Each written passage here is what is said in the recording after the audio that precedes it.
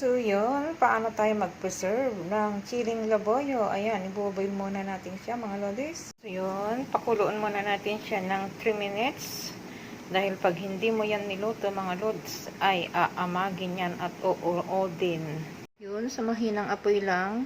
At yun, pagluto na siya, palalamigin lang natin siya bago natin siya ilagay sa ating mga bottle. So yun, kung may natira pa siyang tubig, dapat sakto-sakto lang yung inyong tinubig para sakto-sakto din ang kanyang luto. Tapos ilalagay natin sa ice strainer para siya lalamig.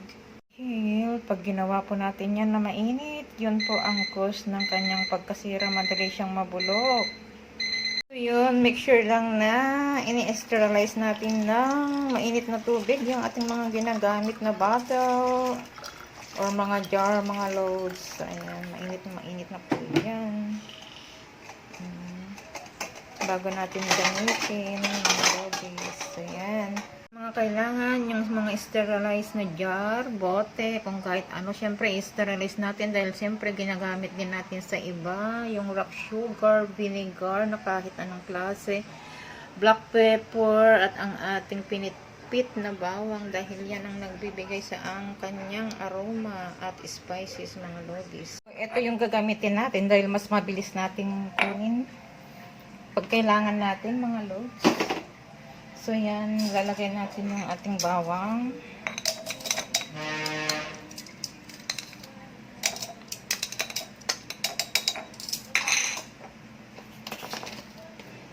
Then, asin. Black pepper. Then, syempre, yung ating suka. Pag muna nating punuin. So, syempre, shake muna natin, mga loads.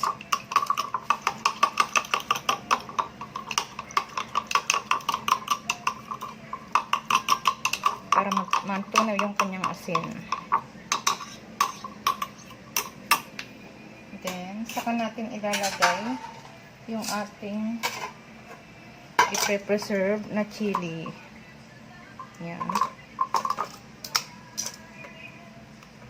Ay, sorry. Ayan, nagkanda-kanda hulog na. So, yun, para hindi magkanda-kanda hulog yung ating, yan, gumamit tayo ng improvised na embodo para shoot na shoot. Ayan. O, diba? O, hindi na siya. Meron pala nahulog. Siyempre, hindi natin maiwasan minsan, mga lods. So, yun. Yung iba, ilagay na natin sa ating bote. Sayang. Siyempre, nag-drop malinis naman. Yan. So, yan. Na yung ating, hayaan lang natin dyan, guys. For about a days. Yan. Siyempre, makikita niyo na yung result. Para hindi po siya amagin. Kasi marami akong nakikita na wag po kasing gamitin na fresh yung sili kasi yun ang nagpo-produce ng mold ng amag sa ating mga ginagawang pickles na sili, mga lodis. Syempre fresh siya. So ayan, maprepreserve na yan in a week. Ayan. Kung yung iba naman yun, ilalagay na natin sa ating bote kasi ito yung mas mabilis lang natin kasing kunin minsan kung kailangan natin. Para madali nating ilagay yung ating mga ingredients, mga loads. So yun, yan. Tapos natin yung ating ginamitan natin yan ng pampalusot, mga loads. Yun, ating asin.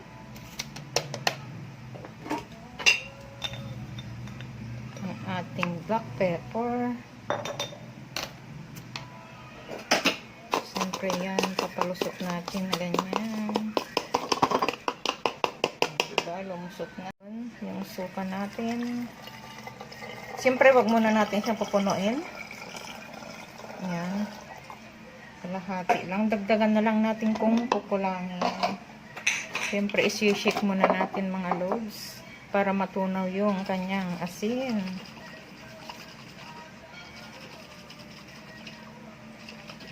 Yun, syempre yan, matutunaw na ulit pag nandyan na, pag na-stay na siya.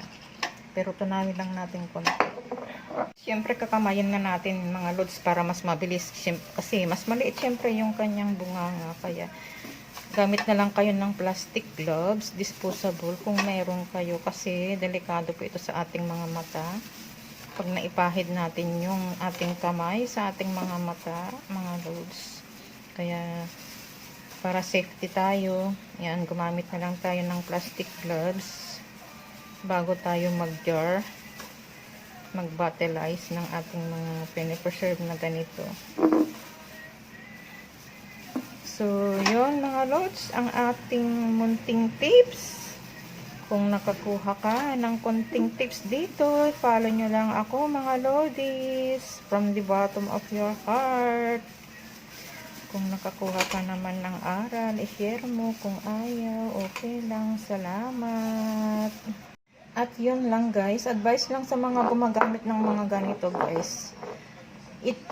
Ilos natin ng konti, wag natin masyadong isarado kasi hindi po siya nakakasingaw yung pressure ng init ng bote natin. Ayun ang nagproproduce ng mold sa ating mga bote-bote, mga lods, lalo na kung wala tayong mga refrigerator. So kailangan ilos natin ng konti, wag masyadong isarado kasi nagmo-mold po yung ating mga bote-bote, mga gara-garapon. Kung nabuksan na siya, kung wala tayong mga refrigerator na paglagyan, ilos lang natin ng konti, wag masyadong i-tight mga lodies. So yun lang, yan na yung ating finished product mga lods. Yan, so yan, pre-preserve ko na sila para hindi sila masira at mas matagal ko silang gamitin mga lodies. Anytime na gusto nating pang garnish, pang halo-halo sa ating mga lutuin, nandyan na siya, na fresh pa. Yun.